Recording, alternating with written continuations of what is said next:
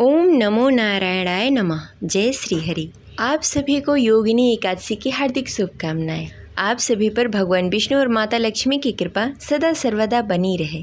आज सुनेंगे योगिनी एकादशी व्रत कथा, तो प्रेम से बोलिए लक्ष्मी नारायण की जय। जय श्री हरि। हिंदू धर्म में एकादशी व्रत का विशेष महत्व होता है।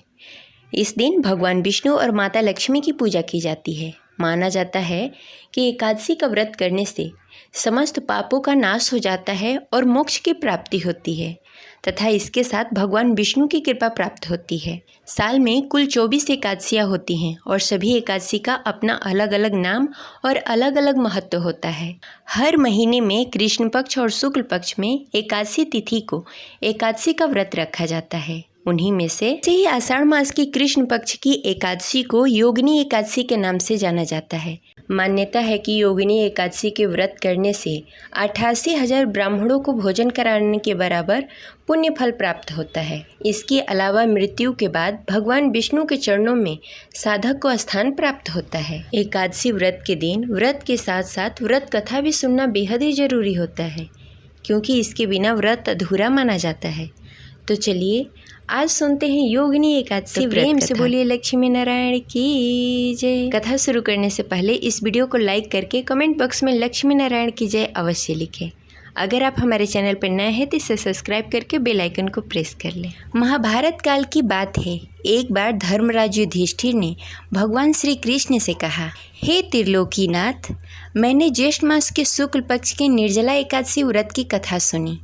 अब आप कृपा करके आषाढ़ मास के कृष्ण पक्ष की एकादशी की कथा सुनाइए। इस एकादशी का क्या नाम है तथा महत्व क्या है, सो आप मुझे विस्तार पूर्वक बताएं। भगवान श्री कृष्ण ने कहा, हे पांडु पुत्र, आषाढ़ मास की कृष्ण पक्ष की एकादशी का नाम योगिनी एकादशी है। इसके व्रत से सभी पाप नष्ट हो जाते हैं। यह व्रत इस लोक में भोग कर तथा परलोक में मुक्ति देने वाला है। हे धर्मराज, यह एकादशी तीनों लोकों में प्रसिद्ध है। इसके व्रत से सभी पाप नष्ट हो जाते हैं। तुम्हें मैं पुराण में कही हुई कथा सुनाता हूँ, ध्यानपूर्वक श्रवण करो। कुबेर नाम का एक राजा अलकापुरी नामक नगरी में राज्य करता था। वह भगवान शिव का परम भक्त था। उसका हेममाली नामक एक यक्ष सेवक था जो पूजा के लिए फूल लाया करता था। हेममाली की विशालक्षी नामक अति सुंदर स्त्री थी। एक दिन वह मानसरोवर पर पुष्प लेने आया, किंतु काम सख्त होने के कारण पुष्पों को लेकर अपनी स्त्री के साथ रमण करने लगा। इस भोग विलास में दोपहर हो गई। हेममाली की राह देखते देखते जब राजा कुबेर को दोपहर हो गई तो उसने क्रोधपूर्वक अपने सेवक को आज्ञा दी कि तुम जाकर पता लगाओ कि हेममाली अभी तक पुष्प लेकर क्यों नहीं आया। जब सेवक ने उसका पता लगाया तो राजा के पास जाकर कहा, हे राजन, वह हेममाली अपनी स्त्री के साथ रमण कर रहा है। इस बात को सुनकर राजा कुबेर ने हेममाली को बुलाने की आज्ञा दी।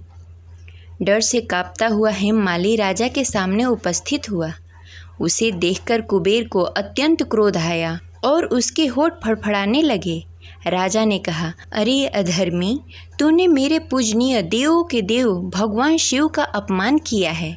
मैं तुझे श्राप देता हूँ कि तू स्त्री के वियोग से तड़पते हुए मृत्यु लोक में जाकर कोढ़ी का जीवन व्यतीत करे। कुबेर के श्राप से वह तत्क्षण स्वर्ग से पृथ्वी पर आ गिरा और कोढ़ी हो गया। उसकी स्त्री भी उससे बिछड़ गई। मृत्यु लोक में आकर उसने अनेक भयंकर कष्ट भोगे, किंतु शिव की कृपा से उसकी बुद्धि मलिन नहीं हुई। उसे पूर्व जन्म की भी सुध रही। अनेक कष्टों को भोगता हुआ तथा अपने पूर्व जन्म की कुकर्मों को याद करता हुआ वह हिमालय पर्वत की तरफ चल पड़ा। चलते चलते वह मार्कंडेय ऋषि के आश्रम जा पहुँचा। वह ऋषि अत्यंत वृद्ध तपस्वी थे। वह दूसरे ब्रह्मा के समान प्रतीत हो रहे थे और उनका वह आश्रम ब्रह्मा की सभा के समान शोभा दे रहा था। ऋषि को देखकर हेममाली वहाँ गया और उन्हें प्रणाम करके उनके चरणों में गिर पड़ा। हेममाली को देखकर मार्कंडेय ऋषि ने कहा, तूने कौन से निकृष्ट कर्म किए हैं जिससे तू कोढ़ी हो गया और भयानक कष्ट भोग रहा है। महर्षि की बात सुनकर हेममाली बोला, हे मुनि श्रेष्ठ, मैं राजा कुबेर का अनुचर था। मेरा नाम हेममाली है। मैं प्रतिदिन मानसरोवर से फूल लाकर शिव पूजा के समय कुबेर जी को दिया करता था।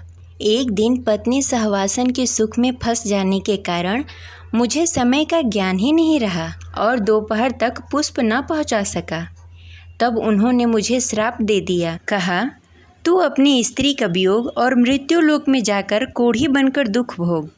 इस कारण मैं कोढ़ी हो गया तथा पृथ्वी पर आकर भयंकर कष्ट भोग रहा हूँ।